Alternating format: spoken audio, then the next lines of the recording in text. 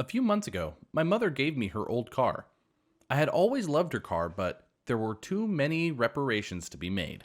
It wasn't my priority to get it fixed because I was doing just fine with my old car. Also, I didn't have any extra money to fix it, so I was saving some money each month to repair it later. The gifted car was usually parked in the parking lot of my building along with my old car. In the beginning, I used to take the car for a drive, but I was too busy at work to take care of it properly.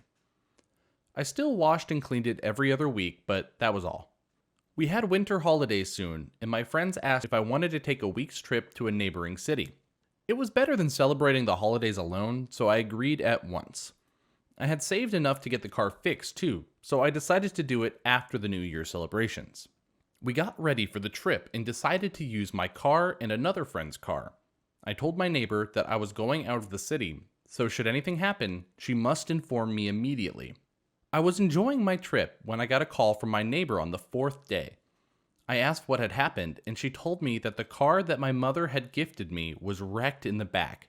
Someone had crashed into my parked car and the bumper was damaged. I couldn't believe that someone did this to a parked car.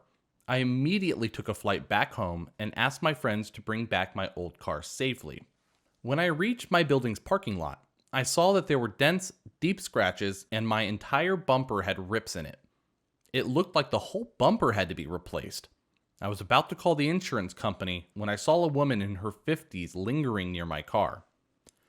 I thought she must have seen the accident, or she might have been the cause. I asked her if she wanted anything. "Oh, I crashed into your car. Haha, I was a little drunk and thought it was an empty area. I keep coming back to check out this car because you never drive it. It's such a waste, really." I felt glad at least that she had the guts to own up to her mistakes. I told her that she should pay for the damages done, and Karen gave a weird laugh and said the most bizarre thing. She demanded me to hand her my car keys. Initially, I thought she meant to buy the car. It was indeed an unconventional way of saying it, but I guess she must be a little eccentric. But later, I realized that it was not so much of a request or offer. I didn't understand her at all, so I asked her what she meant. And she just repeated the same thing in her aloof tone. "Hand me the car keys." No apologies whatsoever. Just a ridiculous demand.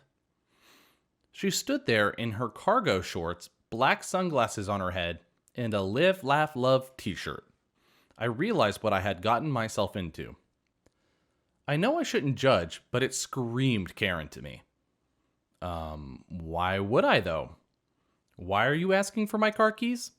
You should just pay for the damages and apologize, that's all. Why would you ask for my car keys? I asked her. She shrugged and told me that she deserved the car. Excuse me? What does that even mean? She looked me in the eyes and spoke without any hesitation. Well, technically I found the car. It was rotting in the parking area for months. It's like an old piece of unreclaimed junk, so it should be mine. What was she saying? I kept asking myself. I felt like she was playing a joke, but her face was way too composed to be joking. I just kept staring at her and wondering how the hell does someone come up with such an absurd perspective. I told her that I wouldn't give her the car keys, absolutely not. There was no one in the world who could convince me otherwise. She made a loud scoffing sound and walked up to me. Look, it's just common sense. Now that I have crashed it, I would put money into it. Your car wasn't in a good condition and you had to eventually repair it someday. So just hand me the car keys because I would put the money into this junk, so it should be mine. Why would I repair the damages when it was already in bad condition? I felt like I was talking to a child. Even children had better comprehension skills than this Karen. I told her that my car was in bad condition as it had a few dents.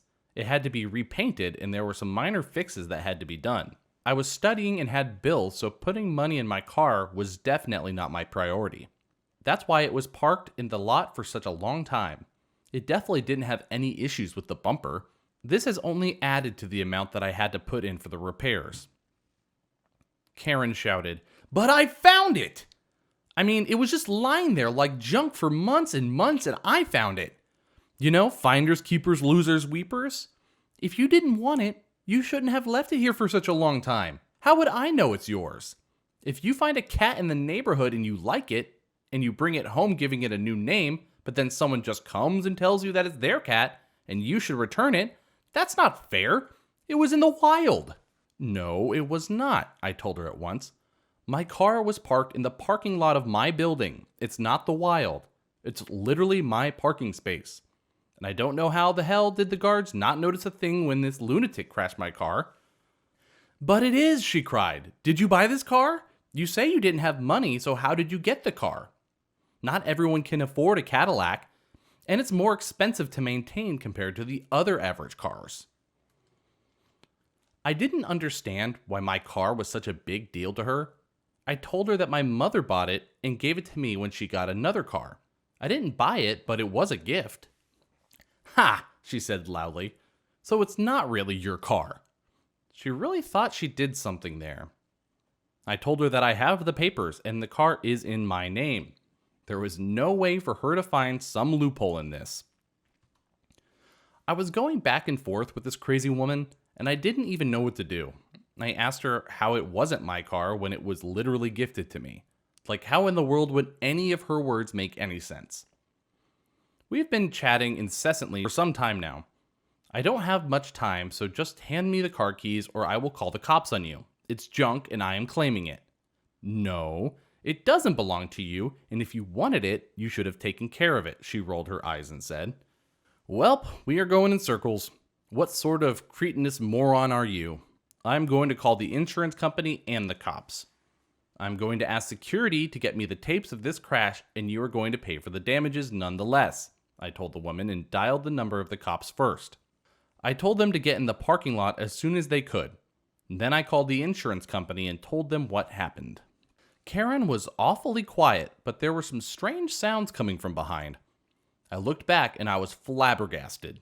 Karen didn't understand my words, quite obviously, and had put a pin in the keyhole. She was twisting it like some madman and banging the car window. It wouldn't be that easy to open the door of the car. Not with her technique, anyway. What the hell was she thinking? I told her to get her hands off my car, but she laughed like a maniac and declared that the car was hers because she found it. I had never seen such a nutcase. She rudely asked me again to give her the keys, and I told her that I wouldn't. Again. And then she pushed me and snatched my bag to look for the car keys. She kept screaming that she wanted the keys because she found the car. I was scared for a bit, but I heard a few footsteps coming from behind. Luckily, the security guards had arrived and asked me what happened. I briefed them on how the woman was trying to snatch my car keys from me. Karen was furious. She told the guards that she found the car, so she should have it. Even the guards weren't able to talk sense to her. She pushed one of the guards as well, and he ended up crashing into a moped. His arm was injured and bled a little. The cops arrived in no time and saw the whole ruckus unfolding in front of their eyes. They asked Karen to follow them. She snapped and said I should be arrested and tried running away. The cops arrested her for violence. Then they asked what had happened, and I told them the entire tale of how I was supposed to be happily enjoying my trip. But I was back at home and found my car crashed, and the woman who crashed it demanded that I give her the keys because she believed that she found it and it was hers somehow. One of the cops was listening to me without blinking his eyes. He was so involved in the whole thing. Really? He asked curiously. Super Karen, although, kept saying that she didn't do anything wrong. The cops asked which apartment she lived in, and the guard told us that she wasn't even from our building. She actually came in our building frequently because her son lived there. They said that it wasn't the first time something like this had happened. She usually had fights and all, but nothing this extreme. The cops asked the guard to call her son. When the son came, he was adamant that she wasn't at fault, and that if anyone saw something rotting for months, they'd think that there was no owner. He was indeed her son. No matter what they thought, she got what she deserved. The cops and the insurance company saw the tapes, and soon I got the bumper fixed. Later, I got the whole car repaired and took it frequently for drives. Karen was awarded some months of prison time, probation, and a fine. I moved to another building in March so that I never had to see her stupid face again.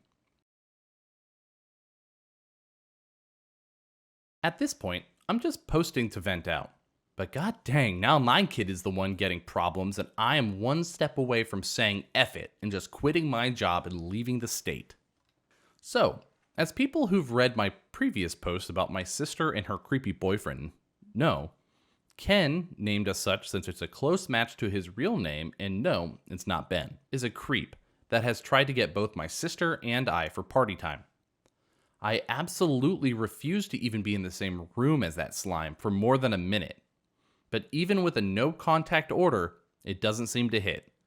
After being arrested and released, not sure how he got away with the crap he did to my sister Mary, Ken had all but disappeared. My foster daughter Lily has become my full focus as I work to get her settled. I've even been looking into moving from my current apartment to a small house with a yard for her, and Lily's involved in the search by giving her opinions. She's also going to kinder, of course, and is doing really well. Still has some adjustments to all the changes, and she misses her birth mom, but we already have plans to visit her during spring break when I can get some time off. Today, I asked a mom, Tina, from kinder, if they would be able to bring Lily over. She was okay with it, and I gave her, as a thank you, some money so she and the kids could have some McDonald's on the way back. She called me in a panic around the pickup time. Apparently, the teachers noticed a man trying to talk to Lily, but their security scared him off. Obviously, the original plan went out the window, and I left work early to go to school. Lily told her teacher and me that the man said he was a good friend of mine and had something for me. He asked her if she would like a ride home with him so he could surprise her. Thankfully, Lily was more interested in a Happy Meal and said no. The teacher and I were horrified, and the school cameras were immediately checked. They brought me a picture. Even though it was low quality, I am very sure it's Ken based on the picture and Lily's description. The school promised me that they would reach the police and give them the security camera's video, and I also went to make a report on the incident. Since I wasn't there and Lily didn't get a name, they took it as a John Doe event until after they investigated. I am just terrified. With Karen gone, I thought Ken would leave me alone, but now he's targeting my 4-year-old? I'm just terrified thinking about all the horrible outcomes if my child had not been more interested in fast food than in whatever Ken was offering. I set a rule with the school that only myself, my boyfriend's mother, or Tina and her husband, who I trust, can take Lily out of the school. Lily is now scared since she picked up on my own panic. We had a good talk about strangers and bad people, and why she should never go with someone who doesn't know anywhere. I'm getting Lily a cell phone tomorrow at first light, and she's staying home at least until Monday.